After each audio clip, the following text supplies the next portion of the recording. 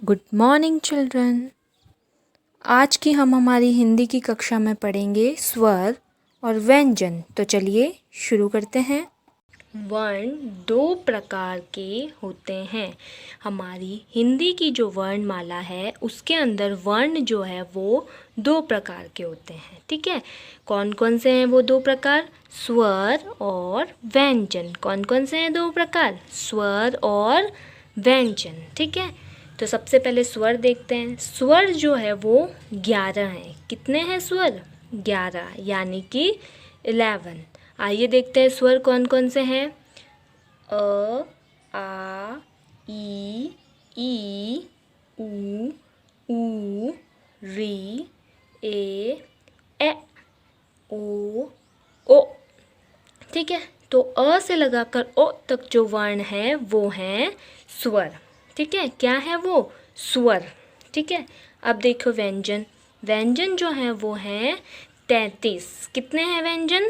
33। ठीक है, यानी कि 33। कौन कौन से हैं व्यंजन? आइए देखते हैं।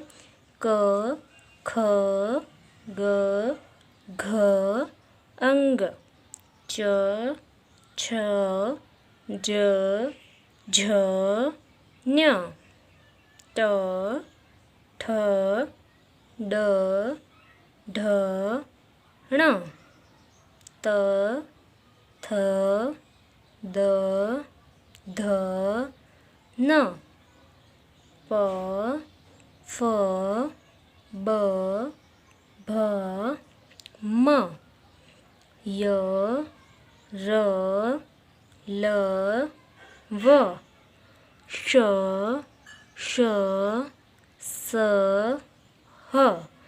तो क से लगाकर ह तक जो है वो हैं व्यंजन। ठीक है, फिर आते हैं संयुक्त व्यंजन। ठीक है, संयुक्त व्यंजन कितने हैं? 4। कौन कौन से हैं? क्ष, त्र, ज्ञ, श्र। ये जो 4 हैं इनको हम कहते हैं संयुक्त व्यंजन। इन्हें हम संयुक्त व्यंजन क्यों कहते हैं?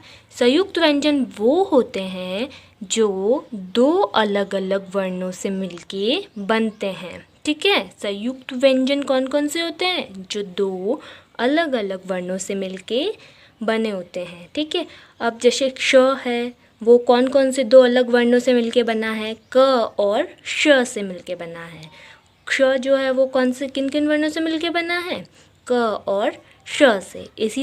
इसी तरह से त्र जो है वो त और र से मिलके बना है।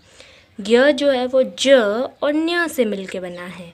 श्र जो है वो श और र से मिलके बना है।